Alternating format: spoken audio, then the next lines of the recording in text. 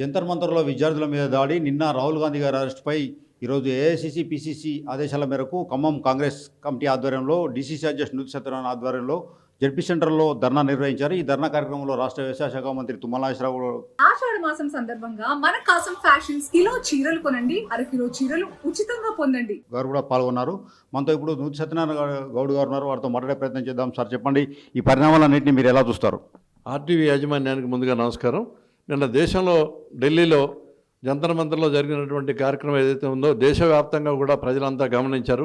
నరేంద్ర మోడీ గారి ప్రభుత్వం ఎంత దుర్మార్గంగా ఈ దేశంలో ఉన్నటువంటి విద్యార్థుల పట్ల వైఖరి ప్రదర్శించారో, లాఠీ దెబ్బలకి తోటాలకి కూడా విద్యార్థులు గురైనటువంటి పరిస్థితిని నిన్న దేశవ్యాప్తంగా కూడా అందరూ గమనించారు.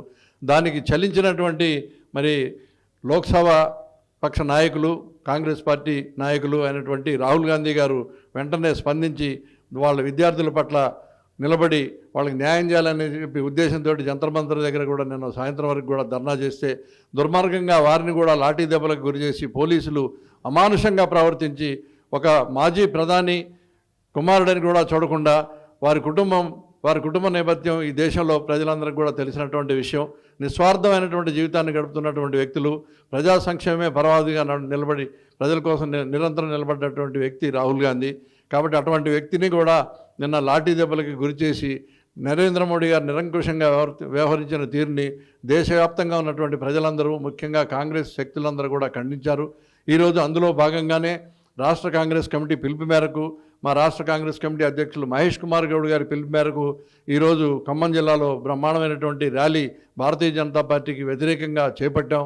నరేంద్ర మోడీ హఠావో, బీజేపీ డౌన్ డౌన్ అనేటటువంటి స్లోగన్స్ తోటి భారతదేశ వ్యాప్తంగా కూడా విద్యార్థుల పట్ల ఈ కాంగ్రెస్ పార్టీ నిలబడిందని చెప్పడానికి ఇది ఒక ఉదాహరణ అని చెప్పి తెలియజేస్తా ఉన్నాను. నార్త్ ఇండియాలోనే పరీక్షా పేపర్లు లీక్ అవుతున్నాయి, మన సౌత్ ఇండియాలో పెద్దగా లేదు. నార్త్ ఇండియాలోనే పేపర్ లీక్ కావడానికి కారణం ఏంటి?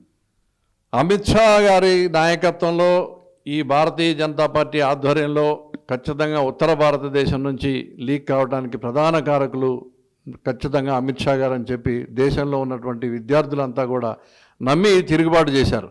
కాబట్టి వెంటనే మరి కేంద్ర విద్యాశాఖ మంత్రి ధర్మేంద్ర ప్రధాన్ గారు, అలాగే అమిత్ షా గారు కూడా దీనికి బాధ్యత వహించాలని చెప్పి నేను చెప్పడం కాదు, దేశవ్యాప్తంగా ఉన్నటువంటి విద్యార్థులందరూ కూడా ముక్త కంఠంతో నిన్న మరి పార్లమెంట్ వైపు కథం తొక్కడం మనం దేశ ప్రజలందరూ కూడా గమనించారు. దీనికి ఖచ్చితంగా కారణం అమిత్ షా గారు, మరి నరేంద్ర మోడీ గారే బాధ్యత వహించాలని చెప్పి చెప్తా ఉన్నాం. Neat paper leak Amit Shah, Narendra Modi కారణమని ధర్మేంద్ర ప్రధాన్తో సైతం వెంటనే విద్యాశాఖ మంత్రిగా ఉన్న ధర్మేంద్ర ప్రధాన్ రాజీనామా చేయాలని డిసిసి అధ్యక్షుడు సత్యనారాయణ గౌడ్ గారు చెప్తున్నారు. మన దేశ పౌరులైన విద్యార్థుల మీద పాశవికమైన దాడిని ఖండిస్తున్నామని, అదేవిధంగా లోక్సభ పక్ష నేత అయిన రాహుల్ గాంధీ దాడి కూడా ఖండిస్తున్నామని నూతి సత్యనారాయణ గౌడ్ గారు చెప్తున్నారు. కెమెరామ్యాన్ నాగేందర్తో Harish, RTV Khammam DCC office నుంచి.